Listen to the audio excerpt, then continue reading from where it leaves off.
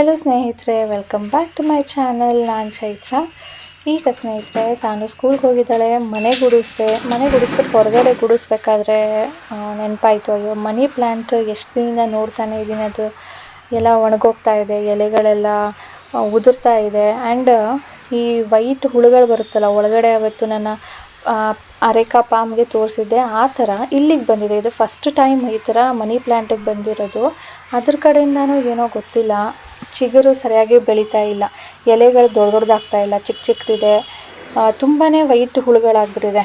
And ಅದ್ರ ಮಧ್ಯೆ ಎಲೆಗಳು ಗ್ರೀನ್ ಇರೋದು, ಮಧ್ಯೆ ವೈಟ್ಗೆ ಎಲ್ಲೋ ಕಲರು ಆ ಥರ ಎಲ್ಲ ಆಗಿದೆ. ಇಲ್ಲಿ ನೋಡಿ, ಫುಲ್ಲು ಒಣಗೋಗಿದೆ, ಎಲೆಗಳೇ ಇಲ್ಲ, ಎಷ್ಟೊಂದಿತ್ತು ಅಂತ.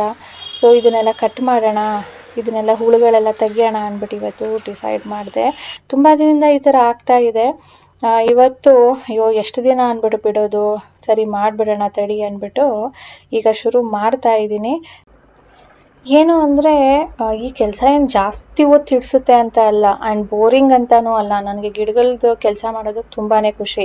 ಏನಪ್ಪ ಅಂದರೆ ಇದಕ್ಕೆ ಎಷ್ಟು ಟೈಮ್ ಕೊಡ್ತೀನೋ ಬೇರೆದಕ್ಕೆ ಕೊಡೋದಕ್ಕಾಗೋದಿಲ್ವಲ್ಲ, ಇದಕ್ಕಿಂತ ಇಂಪಾರ್ಟೆಂಟ್ ಕೆಲಸಗಳಿರುತ್ತೆ ಅಂದ್ಬಿಟ್ಟು ಅದನ್ನು ಮಾಡ್ತಾ ಇದ್ಬಿಡ್ತೀನಿ. ಈ ಕಡೆ ಬಂದೇ ಇರಲಿಲ್ಲ. ಸೊ ಇವಾಗ ಮಾಡ್ತಾ ಇದ್ದೀನಿ. ಸೊ ಬನ್ನಿ ನಮ್ಮ ದಿನ ಹೇಗಿರುತ್ತೆ ನೋಡೋಣ. ಆ ಕೆಲಸ ಮುಗಿದ್ಮೇಲೆ ನನ್ನ ಬಾಲ್ಕನಿಯಲ್ಲಿ ಏನು ಪ್ಲ್ಯಾಂಟ್ಸ್ಗಳು ಇಟ್ಟಿದ್ದೀನೋ ಅಲ್ಲಿ ಮಣ್ಣು ಆಗ್ಬಿಟ್ಟಿತ್ತು, ಈ ಕುಂಡಗಳ ಪಕ್ಕ ಎಲ್ಲ. ನಾನು ಸ್ವಿಂಗಲ್ಲಿ ಕೂತ್ಕೊಂಡು ನೋಡಿದಾಗ ಒಂಥರ ಧೂಳು ಕಸ ಅಂತ ಅನ್ನಿಸ್ತಾ ಇತ್ತು. ಸರಿ, ಇದನ್ನು ಕ್ಲೀನ್ ಮಾಡಿಬಿಡೋಣ ಅಂತ ಹೇಳ್ಬಿಟ್ಟು ಇವತ್ತು ಒರೆಸ್ತಾ ಇದ್ದೀನಿ. ಕುಂಡಗಳು ಇಟ್ಟಿರ್ತೀನಲ್ಲ, ಅದ್ರ ಪಕ್ಕ ಮಳೆ ಬಿದ್ದಾಗಲೋ ನೀರು ಹಾಕಿದಾಗಲೋ ಮಣ್ಣು ಎಲೆಗಳು ಎಲ್ಲನೂ ಉದ್ರಿ ಒಂಥರ ಧೂಳು ಅನ್ನಿಸ್ತಾ ಇತ್ತು. ಸೊ ಇವತ್ತು ಬಾಲ್ಕನಿ ಕೆಲಸನೂ ಮಾಡ್ಕೊಳ್ತಾ ಇದ್ದೀನಿ.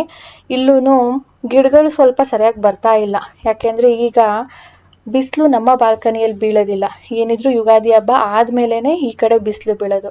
ಬಿಸಿಲು ಸರಿಯಾಗಿ ಬೀಳಲಿಲ್ಲ ಅಂದರೆ ಗಿಡಗಳು ಯಾವುದು ಕೂಡ ಸರಿಯಾಗಿ ಬೆಳೆಯೋದಿಲ್ಲ. ಆ್ಯಂಡ್ ಇಲಿಗಳ ಕಾಟನೂ ಜಾಸ್ತಿ ಆಗಿರೋದ್ರಿಂದ ಎಲ್ಲ ಗಿಡಗಳನ್ನ ತಿಂದು ಮುರಿದಾಗ್ತಾ ಇದೆ.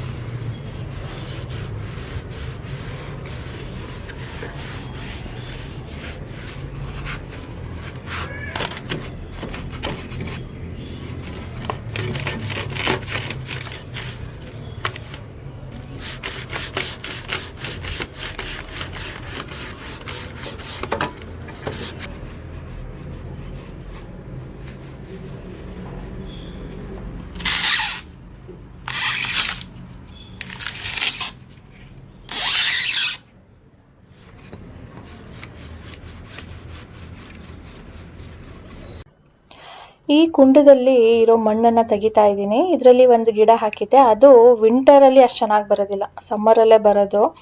ಸೊ ಈಗ ಅದು ಚೆನ್ನಾಗಿ ಚಿಗುರಬೇಕು. ಏನೋ ಗೊತ್ತಿಲ್ಲ, ಇದ್ದಿದ್ದೆಲ್ಲನೂ ಕೂಡ ಒಣಗೋಯ್ತು. ಅದರಲ್ಲಿ ಗೆಡ್ಡೆ ಹಾಕಿದ್ದು, ಗೆಡ್ಡೆ ಒಂದು ಇದ್ರೂ ಕೂಡ ಅದು ಚಿಗುರುತ್ತೆ. ಸೊ ಹಾಗೇನೆ ಸ್ವಲ್ಪ ಚಿಗುರಿದೆ, ಬಟ್ ತುಂಬ ಇತ್ತು, ದೊಡ್ಡದಾಗಿತ್ತು ಎಲೆಗಳು. ಅದು ಶೋ ಪ್ಲ್ಯಾಂಟ್ ಅಷ್ಟೇ. ಅದು ಈ ಥರ ಆಯ್ತಲ್ಲ, ತಡಿ ಮಣ್ಣಲ್ಲಿ ಸ್ವಲ್ಪ ಜಿಡ್ಡು ಜಾಸ್ತಿ ಇತ್ತು, ಅದಕ್ಕೆ ಸ್ವಲ್ಪ ಗೊಬ್ಬರ ಹಾಕಿ, ಕೋಕೋಪೀಟ್ ಹಾಕಿ, ಆ್ಯಂಡ್ ಈ ತೆಂಗಿನಕಾಯ್ದು ನಾರು ಬರುತ್ತಲ್ವ ಅದನ್ನು ಸ್ವಲ್ಪ ಹಾಕಿ ಮಣ್ಣನ್ನು ಸಾಫ್ಟ್ ಮಾಡೋಣ. ಕೋಕೋಪೀಟಲ್ಲಿ ಕೂಡ ಸ್ವಲ್ಪ ಗೊಬ್ಬರದ ಅಂಶ ಸಿಗುತ್ತೆ, ಆ್ಯಂಡ್ ಮಣ್ಣನ್ನು ಸ್ವಲ್ಪ ಲೂಸ್ ಮಾಡುತ್ತೆ, ಜಿಡ್ಡು ಮಾಡೋದಿಲ್ಲ. ಜಿಡ್ಡು ಇರೋದು ಸ್ವಲ್ಪ ಲೂಸ್ ಆಗುತ್ತೆ. ಸೊ ಅದನ್ನೆಲ್ಲ ಮಿಕ್ಸ್ ಮಾಡಿ ಇವತ್ತು ಮಣ್ಣು ಕೂಡ ಚೇಂಜ್ ಮಾಡ್ತಾ ಇದ್ದೀನಿ. ಇನ್ನೇನು ಸಮ್ಮರ್ ಶುರು ಆಯ್ತಲ್ಲ, ಬಿಸಿಲು ಈ ಕಡೆ ಬಿದ್ದಾಗ ಅದು ಚೆನ್ನಾಗಿ ಬೆಳೆಯುತ್ತೆ, ಗೆಡ್ಡೆ ಹಾಕೋಣ ಅಂದ್ಬಿಟ್ಟು ಈ ಕೆಲಸ ಮಾಡ್ತಾ ಇದ್ದೀನಿ. ಮಣ್ಣು ತುಂಬಾ ಜಿಡ್ಡಾಗಿ ಉಂಡೆ ಇತ್ತು. ಸೊ ಅದು ತುಂಬಾ ಟೈಮ್ ಹಿಡಿಸ್ತು ಅದನ್ನೆಲ್ಲ ಕೂಡ ಪುಡಿ ಮಾಡೋದಕ್ಕೆ. ನಾನು ಅಂದ್ಕೊಂಡೆ ಇದನ್ನು ಫುಲ್ ಮಣ್ಣನ್ನು ಒಣಗಿಸ್ಬಿಟ್ಟು ಆಮೇಲೆ ತುಂಬೋಣ ಅಂದ್ಬಿಟ್ಟು, ಬಟ್ ಸ್ವಲ್ಪ ಒಣಗ್ದಂಗೆ ಇತ್ತು, ಹಾಗಾಗಿ ಸೇರಿಸ್ತಾ ಇದ್ದೀನಿ. ಮತ್ತೆ ಪಾಟ್ಗೆ ಹಾಕ್ತಾ ಇದ್ದೀನಿ. ಒಬ್ಬಳೇ ಇರೋದು ಇವತ್ತು. ರಾಜೇಶ್ ಕೂಡ ಆಫೀಸ್ಗೆ ಹೋಗಿದ್ದಾರೆ, ಬೇಜಾರಾಗ್ತಾ ಇತ್ತು. ಮ್ಯೂಸಿಕ್ ಹಾಕ್ಕೊಂಡು ನನ್ನ ಪಾಡಿಗೆ ನಾನು ಕೆಲಸ ಮಾಡ್ಕೊಳ್ತಾ ಇದ್ದೀನಿ.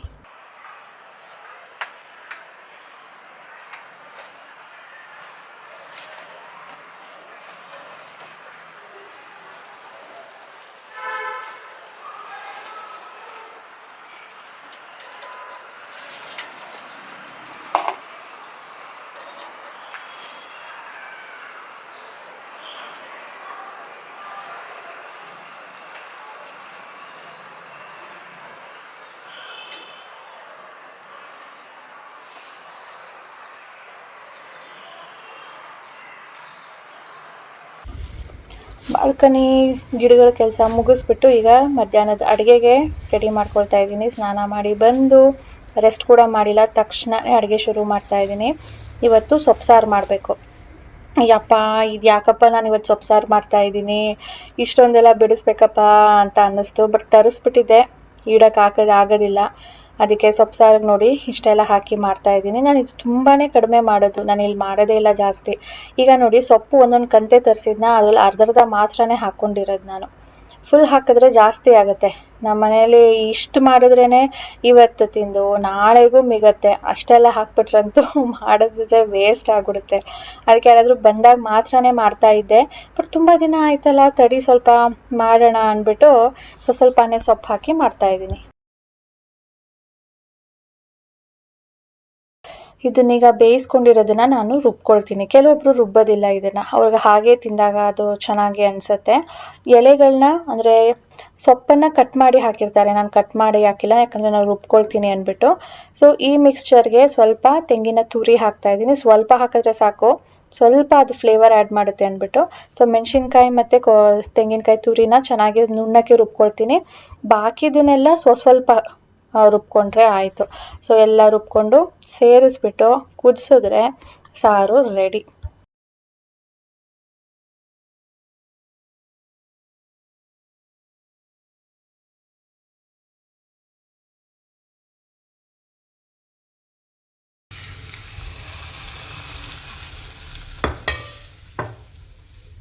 ಸ್ನೇಹಿತರೆ, ಸಾನು ಸ್ಕೂಲಿಂದ ಇವಾಗ ಬಂದು ಊಟ ಮಾಡ್ತಿದ್ದಾಳೆ. ನಾನು ಇವಾಗ ಊಟ ಮಾಡಿದೆ, ಮಲ್ಕೊಂಡ್ಬಿಟ್ಟಿದ್ದೆ. ಯಾಕೋ ಥ್ರೋಟು ಪೇನ್ ಆಗ್ತಾ ಇದೆ, ಒಂಥರ ಇನ್ಫೆಕ್ಷನ್ ಆಗಿರೋ ಥರ ಮೈ ಫುಲ್ಲು ಒಂಥರ ಬಿಸಿ, ಕಣ್ಣು ಉರಿತಾ ಇದೆ. ಅದಕ್ಕೆ ಹೋಗಿ ಮಲಗಿ ಇವಾಗ ಎದ್ದೆ. ನಾನು ಊಟ ಮಾಡಿದೆ. ಈಗ ಚಿಕ್ಕಿ ತಿಂದಿದೆಯಾ ಅಲ್ವಾ, ಅವ್ರು ತೊಗೊಂಡೋಗಿರಲಿಲ್ಲ ಡ್ಯಾನ್ಸ್ ಕ್ಲಾಸ್ಗೆ. ಸೊ ರಾಜೇಶ್ ಚಿಕ್ಕಿ ತಂದಿದ್ರು ನೋಡಿ, ಎಲ್ಲಿ ಹೋಗಿದ್ದಿದ್ದು ಅವತ್ತು, ಸಕಲೇಶ್ಪುರ. ಸೊ ಅವತ್ತು 20 ಥರದ್ದು ಫ್ಲೇವರ್ಸ್ ಇತ್ತು ಅಂದ್ಬಿಟ್ಟು 5 ಥರದ್ದು ಒಂದು 20 ಚಿಕ್ಕಿ ತಂದಿದ್ರು. ಅವತ್ತು ಗುಲ್ಕಂದು ತಿಂದಿದ್ದೆ, ಇವತ್ತು ಸ್ಟ್ರಾಬೆರಿ ತಿಂತಾ ಇದ್ದೀನಿ. ಹಾಂ, ಅವತ್ತು ನೀನು ಯಾವ್ದು ತೊಗೊಂಡೋಗಿದ್ದೆ? ತಿನ್ಬೇಕಾದ್ರೆ ಗೊತ್ತಾಗಲಿಲ್ವಾ? ಅಂದರೆ ನೋಡಿ, ವೈಟ್ ಶೇ ಇದೆ, ಸ್ವಲ್ಪ ತಿನ್ನಬೇಕಾದ್ರೆ ಆ ಸ್ಟ್ರಾಬೆರಿ ತಿನ್ನಬೇಕಾದ್ರೆ ನಮ್ಗೆ ಏನು ಫೀಲ್ ಆಗುತ್ತೋ ಆ ಥರ ಬರ್ಬೋದು. ಇದು ಸ್ಟ್ರಾಬೆರಿ ಫಸ್ಟ್ ತಿಂದಿರೋದು. ಅವತ್ತು ನಾನು ಗುಲ್ಕಂದು ತಿಂದೆ. ಗುಲ್ಕಂದ್ ಅಷ್ಟೇ, ಗುಲ್ಕಂದ್ ತಿಂದಾಗ ಹೇಗೆ ನಮಗೆ ಸ್ವಲ್ಪ ಫ್ಲೇವರ್ ಬರುತ್ತಲ್ವಾ, ಆ ಥರ ಬಾಯಿಗೆ ಹಾಕಿದ ತಕ್ಷಣವೇ ಬೆಲ್ಲದ ಬದಲು ಆ ಫ್ಲೇವರ್ ಬರ್ತಿತ್ತು. ಸ್ಮೆಲ್ಲಲ್ಲಿ ಏನೂ ಗೊತ್ತಾಗ್ತಿಲ್ಲ.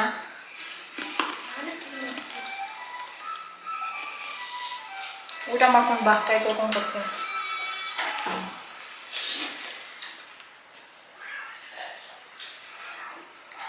ಎಲ್ಲೋ ತುಂಬಾ ಮೈಲ್ಡ್.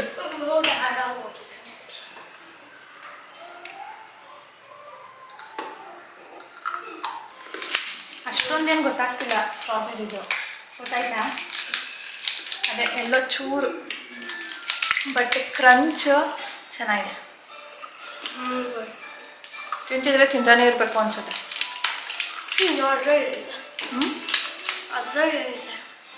ಅದರಲ್ಲೇನಿದೆಯಾ? ತಿಂತಾನೆ ಇರ್ಬೇಕಂತ.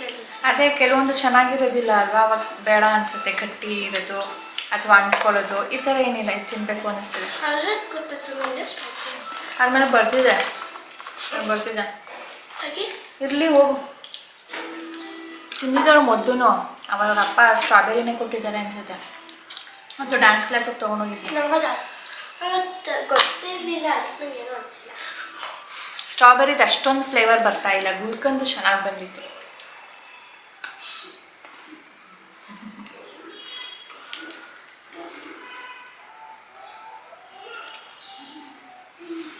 ಸೊ ಈಗ ಕುತ್ಕೊಂಡು ಸ್ವಲ್ಪ ಎಣ್ಣೆ ತಿಂದು ನೋಡಬೇಕು. ಬೆಳಗ್ಗೆಯಿಂದ ಮುಟ್ಟಿಲ್ಲ, ಬರೀ ಅಲ್ಲಿದೆ ಬಾಲ್ಕನಿದೇನೆ ಅಷ್ಟೊತ್ತಾಯಿತು.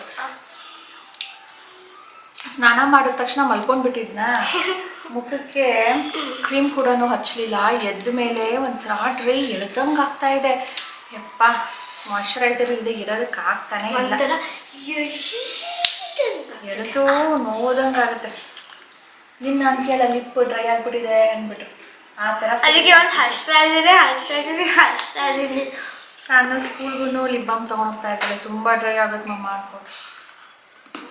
ಬಾಲ್ಕನಿಯಲ್ಲಿ ಇನ್ನ ಒಂದು ಪಾಟ್ದು ಮಣ್ಣು ತೆಗೆದು ಹಾಕಿದ್ದೀನಿ, ಅದು ಸ್ವಲ್ಪ ಒಣಗಲಿ ಅಂತ ಹೇಳ್ಬಿಟ್ಟು. ಇದಕ್ಕೂ ಕೂಡ ಗೊಬ್ಬರ ಹಾಕಿದ್ದೀನಿ, ತೆಂಗಿನಕಾಯಿ ಜುಟ್ಟು, ಕೋಕೋಪೀಟ್ ಅಂಡ್ ಎಲೆಗಳು ಹಾಕಿ, ಇದು ನೋಡಿ ಈರುಳ್ಳಿ ಸಿಪ್ಪೆಗಳು ಹಾಕಿದ್ದೀನಿ.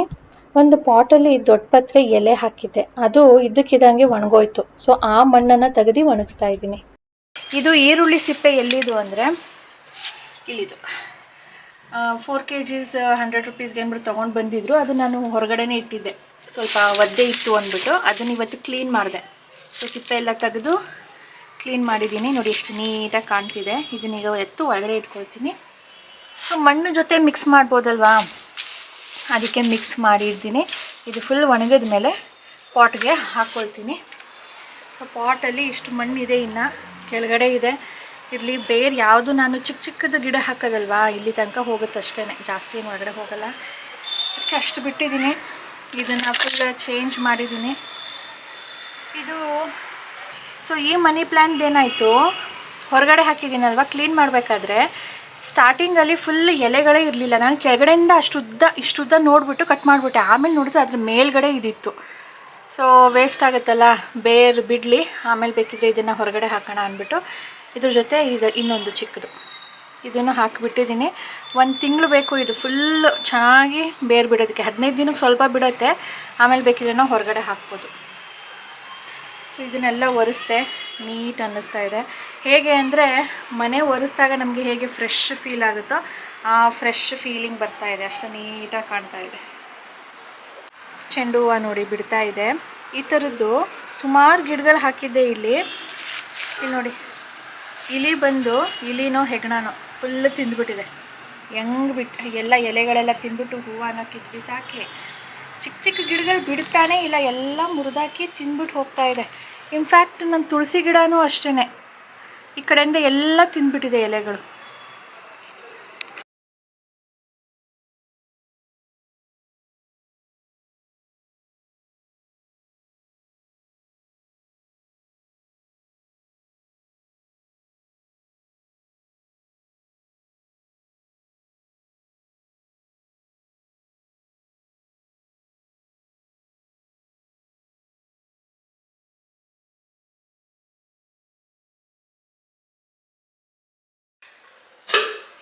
ಸ್ನೇಹಿತರೆ, ಸಂಜೆ 6-6:30 ಆಗ್ತಿರ್ಬೋದು. ಅವತ್ತು ತೋರಿಸಿದ್ದೆ ನೋಡಿ, ಡ್ರೈ ನಟ್ಸ್ ಎಲ್ಲ ಸೇರಿಸ್ಬಿಟ್ಟು ಗೋಂದ್ ಅಂತ ಸಿಗುತ್ತೆ, ಅದನ್ನೆಲ್ಲ ಸೇರಿಸಿ ಮಾಡಿರೋ ಅಂಥ ಮಿಕ್ಸ್ಚರು ಸಂಜೆ ಸ್ನ್ಯಾಕಾಗಿ ತೆಗೆದುಕೊಳ್ತಾ ಇದ್ದೀನಿ. ಹಾಗೆ ಸಾನಿಗೆ ಹಾಲು ಬಿಸಿ ಮಾಡೋದಕ್ಕೆ ತೆಗೆದಿಟ್ಟಿದ್ದೀನಿ. ಇನ್ನು ಈಗ ಸ್ವಲ್ಪ ದೇವ್ರ ಪಾತ್ರೆಗಳನ್ನ ಬೆಳಗಬೇಕು. ನಾಳೆ ಪೂಜೆಗೆ ಅದನ್ನು ಮಾಡಬೇಕು. ರಾತ್ರಿಗೆ ಡಿಶ್ ವಾಷರ್ ಹಾಕಬೇಕು. ಈಗ ಕೂತ್ಕೊಂಡು ಒಂದು ಸ್ವಲ್ಪ ಹೊತ್ತು ಇದನ್ನು ತಿಂದುಬಿಡ್ತೀನಿ. ಸಾನುಗೆ ಇಷ್ಟೊತ್ತು ಒಲಿಂಪಿಯಾಡ್ದು ಹೇಳ್ಕೊಡ್ತಾ ಇದ್ದೆ. ಅವಳಿಗೆ ಕ್ವೆಶನ್ ಪೇಪರ್ಸ್ ಮಾತ್ರನೇ ಮಾಡಿಸ್ತಾ ಇದ್ದೀನಿ. ಈ ಸರಿ ಬುಕ್ ಅಂತ ಯಾವುದೂ ಸಿಗಲಿಲ್ಲ. ಅಟ್ಲೀಸ್ಟ್ ಕ್ವೆಶನ್ ಪೇಪರ್ ಮಾಡಿಸಿದಾಗ ನಾವು ಯಾವ ಪ್ಯಾಟರ್ನಲ್ಲಿ ಬರ್ತಾ ಇದೆ ಅಂತ ಏನು ಫಾಲೋ ಮಾಡ್ತಿಲ್ಲ. ಬಟ್ ಏನೇನು ಕ್ವೆಶನ್ಸ್ ಬರುತ್ತೋ ಅದು ಸಾನುಗೆ ಸಾಲ್ವ್ ಮಾಡೋದಕ್ಕಾಗುತ್ತಾ ಇಲ್ವಾ ಅಂತ ಗೊತ್ತಾಗ್ತಾ ಇದೆ ಅಷ್ಟೇ. ಒಂದೊಂದು ಹೇಗಿದೆ ಅಂದರೆ ಸ್ನೇಹಿತರೆ, ಕ್ವೆಶನ್ಸ್ಗಳು ಎಷ್ಟು ಟ್ರಿಕ್ಕಿಯಾಗಿದೆ ಅಂದರೆ ಕನ್ಫ್ಯೂಸ್ ಮಾಡ್ಕೊಂಡ್ಬಿಡ್ತೀವಿ. ಕ್ವೆಶ್ಚನ್ ಅರ್ಥ ಮಾಡ್ಕೊಳ್ಳೋದ್ರಲ್ಲೇ ಏನಾದರೂ ಕನ್ಫ್ಯೂಸ್ ಮಾಡಿಕೊಂಡು ರಾಂಗ್ ಅರ್ಥ ಮಾಡಿಕೊಂಡ್ರೆ ಮುಗೀತು. ಅಲ್ಲಿಗೆ ಎಷ್ಟೇ ಅದ್ರ ಮೇಲೆ ವರ್ಕ್ ಮಾಡಿದ್ರೂ ಆನ್ಸರು ರಾಂಗೇನೆ. ಫಾರ್ ಎಕ್ಸಾಂಪಲ್ ಒಂದು ಕ್ವೆಶ್ಚನ್ ಇತ್ತೀಗ 17399 ಇಂಟು 1, ಅದ್ರ ಪಕ್ಕನೇ ಕಾಮ ಹಾಕ್ಬಿಟ್ಟಿದ್ದಾರೆ. ಅದ್ರ ಪಕ್ಕ ಮತ್ತೆ 74399 ಹಾಕ್ಬಿಟ್ಟಿದ್ದಾರೆ. Read this. How is it right? ಇನ್ನು ಒಂದು ಕ್ವೆಶ್ಚನ್ ತೊಗೊಂಡು ಬಂದರು. The number shown in the abacus is red as. ಅಬ್ಯಾಕಸಲ್ಲಿ ಏನು ತೋರಿಸ್ತಾ ಇದೆ ಅಂತ ಓದಬೇಕು. ನಂಗೆ ಯಾಕೆ ಸಿಕ್ಕಿರುತ್ತಾ? The number in the abacus is red. ಇದು ಸೊಲ್ಯೂಷನಾ? ಆಸ್ 632. ಇದು 600 ನಾವು 6,32,300. ಓಕೆ, ಇದು 1s, ಇದು 10s, ಇದು 100, 1000, 10,000, ಇದು 1 lakh. ಎಷ್ಟು ಚಂದ್ರ 100,000. ಹಾಂ, ನಾನು ಅದೆಲ್ಲ ನೋಡಿ ಇಲ್ಲ. ಯಾಕೆ ನೋಡ್ರಿ ಹಿಂಗೆ ನಮ್ಮ ಕ್ವೆಶ್ಚನ್ಗಳು. 100,000 ನಿಮ್ಗೆ ಹೇಳ್ಕೊಟ್ಟಿದ್ದಾರಾ? ಇಲ್ವಾ? 100,000 ಅಂದರೆ 1 lakh ತಾನೆ? ಹಾಂ, 100 into 1000 1 lakh. ನೋಡಿ, ಈಗ ನೋಡ್ಬಿಟ್ಟು ಏನು ಗೊತ್ತಾಗಲಿಲ್ಲ ಕೇಳಿ. ಈ ಥರ ಒಂದೊಂದು ಕ್ವೆಶ್ಚನ್ಗಳು ನೋಡೋದ್ರಲ್ಲೇ ತಪ್ಪು ಮಾಡಿರ್ತೀವ. ಹೇಳ್ತಿದ್ದೆ ನೋಡಿ, 74399 into 1 comma 74399 plus 1 and 74399 minus 1. ಇದರಲ್ಲಿ ಯಾವುದು ಗ್ರೇಟೆಸ್ಟ್ ನಂಬರು, ಏನೋ the difference between the greatest and smallest ಅಂತ ಏನೇನೋ ಕೇಳಿದ್ದಾರೆ. ಆ 1 ಪಕ್ಕ ಇರೋ ಕಾಮಾನೇ ನೋಡಿಲ್ಲ. ಸಾನು ಏನು ಅಂದ್ಕೊಂಡಿದ್ದಾಳೆ, 74399 ಇಂಟು 174,399. ಅಮ್ಮ ಇದನ್ನು ಮಲ್ಟಿಪ್ಲೈ ಮಾಡೋದಕ್ಕೆ ನನಗೆ ಆಗ್ತಾ ಇಲ್ಲ, ನೀನು ಕ್ಯಾಲ್ಕುಲೇಟರ್ ಕೊಡು ಅಂತವಳೆ. ನಾನು ಇಷ್ಟೊಂದು ಚಿಕ್ಕ ಮಕ್ಕಳಿಗೆ ಕೇಳೋದಿಲ್ವಲ್ಲ ಅಂದ್ಬಿಟ್ಟು ಅಬ್ಸರ್ವ್ ಮಾಡಿ ನೋಡ್ತೀನಿ. 1 ಪಕ್ಕ ಒಂದು ಕಾಮಾ ಇದೆ, ಅಂದರೆ this is separate question, that is separate question. So ನಾನು ನೋಡು ಎಂಥ ಮಿಸ್ಟೇಕ್ ಆಗಿದೆ ಅಂತ ಹೇಳಿದೆ. ಸೊ ಇಂಥ ಟ್ರಿಕ್ಕಿ ಕ್ವೆಶ್ಚನ್ಸ್ ಇದೆ. ನಮ್ಮ ಸಾನು ಅವ್ರಿಗೆ ಸರಿ ಏನು ಮಾಡ್ತಾರೋ ಗೊತ್ತಿಲ್ಲ. ಸೆಕೆಂಡ್ ಲೆವೆಲ್ಲು ಮೆಥಡು ಸೇಮ್ ಇರುತ್ತೆ, ಎಲ್ಲ ಸಿಂಪಲ್ ಮೆಥಡೇ ಇರುತ್ತೆ. ಬಟ್ ಕ್ವೆಶನ್ಸೇ ಎಷ್ಟು ಟ್ರಿಕ್ಕಿಯಾಗಿರುತ್ತೆ ಅಂದರೆ ಗೊತ್ತಾಗ್ತಾ ಇದೆ ನೆಕ್ಸ್ಟ್ ಲೆವೆಲ್ಗೆ ಹೋದಾಗ ಹೇಗಿರುತ್ತೆ ಅಂತ ಹೇಳ್ಬಿಟ್ಟು. ಸ್ನೇಹಿತರೆ, ಏನು ಶೆಕೆ ಶುರುವಾಗಿದೆ ಈಗಲೇ. ಯಪ್ಪ, ಸಮ್ಮರ್ ಮಿಡ್ಡಲ್ಲಿ ಬಂದರೆ ಇನ್ನು ಏನಾಗುತ್ತೋ ಗೊತ್ತಿಲ್ಲಪ್ಪ.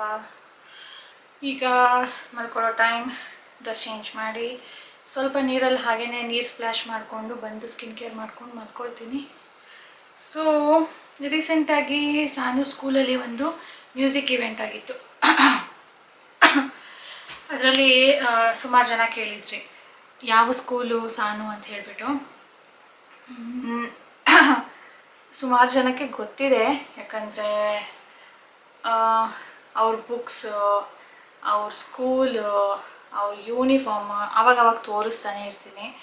ಆ್ಯಂಡ್ ಸಾನು ಸ್ಕೂಲಲ್ಲೇ ಓದೋರು ತುಂಬ ಜನ ಇದ್ದಾರೆ ನನ್ನ ವ್ಯೂವರ್ಸ್. ಸಾನು ಸಿಕ್ತಾಗೆಲ್ಲ ಹೇಳ್ತಾನೆ ಇರ್ತಾರಂತೆ, ಮಾತಾಡಿಸ್ತಾರಂತೆ. ಬಟ್ ಸ್ಟಿಲ್ ಇವತ್ತು ಡೌಟಲ್ಲಿ ಕೆಲವೊಬ್ರು ಇದ್ದಾರೆ, ಕೆಲವೊಬ್ರಿಗೆ ಗೊತ್ತಿರಲ್ಲ. ಹಾಗಾಗಿ ಹೇಳ್ತಾ ಇದ್ದೀನಿ. ಸಾನು ಸ್ಕೂಲ್ ಓದ್ತಾ ಇರೋದು NPS, ಅಂದರೆ ನ್ಯಾಷನಲ್ ಪಬ್ಲಿಕ್ ಸ್ಕೂಲ್. ಇದು CBSE ಸಿಲೆಬಸ್ ಅದೊಂದೇ ಇರೋದು, ಸ್ಟೇಟ್ ಆಗಲಿ ICSE ಆಗಲಿ ಇಲ್ಲ.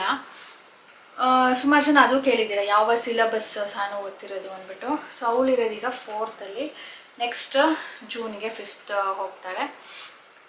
ಇನ್ನು NPS ಬೆಂಗಳೂರಲ್ಲಿ ಒನ್ ಆ್ಯಂಡ್ ಓನ್ಲಿ ಸ್ಕೂಲ್ ಏನಲ್ಲ, ಸುಮಾರು ಬ್ರಾಂಚಸ್ ಇದೆ, ಒಂದೊಂದು ಏರಿಯಾಗೂ ಒಂದೊಂದಿದೆ.